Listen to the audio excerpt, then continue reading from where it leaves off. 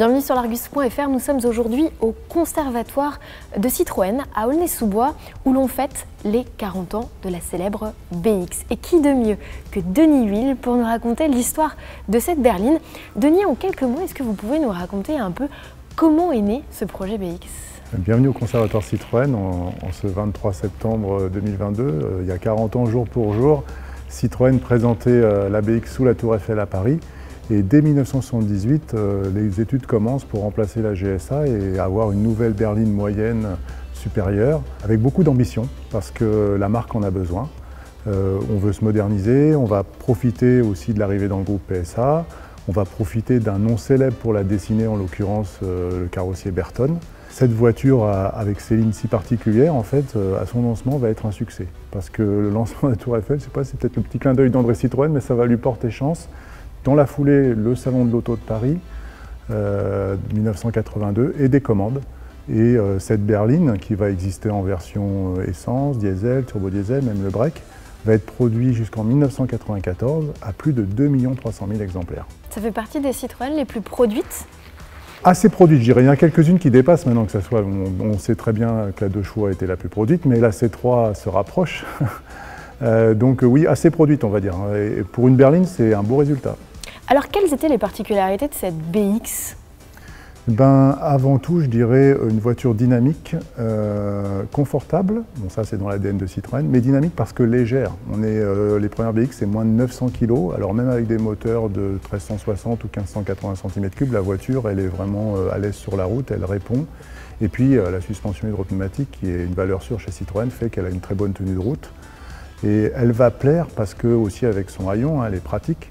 Elle va être à l'aise partout et permettre de faire des kilomètres dans un bon confort et de façon sûre.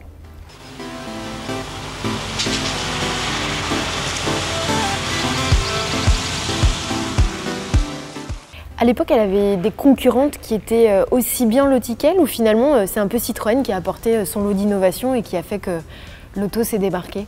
Il y a eu des concurrentes, notamment on peut citer la Ford Sierra, qui arrivait à peu près en même temps, mais qui avait un design complètement différent, qui a aussi marqué son temps quelque part. Je dirais qu'au fil du temps, elle a dû faire face à des nouvelles concurrentes. C'est pour ça que Citroën, après, a augmenté, je dirais, ses motorisations. On a fait même des versions sportives. Bon, on savait que les GTI étaient à l'honneur à cette époque-là. Il a fallu se battre un peu parce que d'autres constructeurs arrivaient. Mais elle a bien tiré son épingle du jeu. Et il faut le dire aussi, c'est grâce au réseau Citroën, que ce soit en France ou en Europe, que ça a marché, parce qu'il y a un super maillage du territoire à l'époque qui fait que pour trouver une Citroën, c'est facile et la marque a une bonne renommée. Denis, est-ce que vous pouvez nous raconter quelques anecdotes sur cette BX qui ne seraient pas aussi connues que d'autres sur ce véhicule ? Oui, on peut citer quelques petites histoires ou anecdotes. Pas forcément dans l'ordre, mais c'était une voiture sportive, donc elle était quand même, grâce à Jean-Luc Payet, championne d'Europe de rallycross en 93, c'est la fin de sa carrière, avec un modèle de 600 chevaux, 4 roues motrices, assez extraordinaire.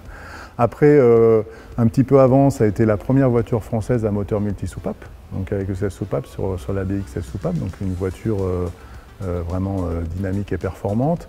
Première voiture diesel aussi avec une boîte en France avec une boîte automatique. Donc d'habitude diesel c'était surtout avec une boîte mécanique. Une voiture qui a fait le tour d'Afrique avec un collectionneur, avec un break en 1990. On aurait plutôt cru de faire ça avec un 4x4. Non, mais elle est passée un peu partout. Et puis moi, un petit souvenir personnel, c'est que quand j'ai commencé chez Citroën, je travaillais au sport dans la fameuse équipe de Guy Fréquelin. Et quand on suivait les rallyes, notamment de l'Atlas ou de Tunisie, pour suivre les ZX Rally Raid, nos voitures d'assistance, c'était des breaks. BX Turbo D et je peux vous dire qu'on était vraiment très content d'avoir la suspension hydropneumatique parce que bien chargée, on avait une hauteur constante, on les avait équipés avec des pneus terre qui faisaient un peu de bruit, mais la voiture, on n'est jamais resté en rade. Et voilà, c'était juste pour dire que c'est une voiture fiable. Une BX aujourd'hui, pour quelqu'un qui souhaiterait en acheter une, c'est combien ? C'est quelques milliers d'euros. On peut trouver des BX de base, 1400 pour quelques milliers d'euros. Et puis c'est vrai que les 16 soupapes elles commencent à prendre un peu de valeur en allant plus de 10, 12, voire 15 000 euros. Alors on a vu une BX 16 soupapes qui s'est vendue à 40 000 euros l'année dernière à Époque Auto. Mais pour quelques milliers d'euros, on peut se faire plaisir, rouler de façon, j'allais dire, différente des autres. Et puis on peut la remettre en état, on sait le faire d'ailleurs ici au conservatoire, on travaille. D'ailleurs aujourd'hui, il y a une belle BX 16 soupapes qui est dans l'atelier du conservatoire parce qu'on a des clients qui nous demandent de les remettre en route. Donc vous êtes capable de leur fournir des pièces, de réparer et de remettre intégralement sur roue des BX qui seraient éventuellement abandonnés ou en sommeil dans des parkings. Oui, tout à fait. Et puis c'est des voitures où il n'y a pas encore trop d'électronique, on sait les redémarrer sans problème. Les voitures d'aujourd'hui, ça sera un petit peu plus complexe pendant quelques années, mais les BX, oui, on les maîtrise assez bien. Puis on a tout le réseau de collectionneurs aussi qui nous aident, qui sont fans, qui trouvent des solutions quand il y a des manques de pièces. Ils sont assez inventifs et ce qui fait que ce qui est important, c'est les voitures, certes, au conservatoire, mais c'est aussi important de les voir rouler.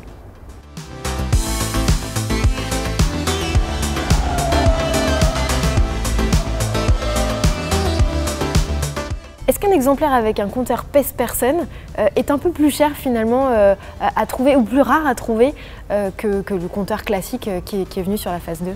Oui, ce fameux compteur PES-Personne, il apparaît sur la BX à son lancement, puis après, quand c'est la série 2, il disparaît. Donc effectivement, un petit peu plus dur à trouver parce que ce sont les premières BX.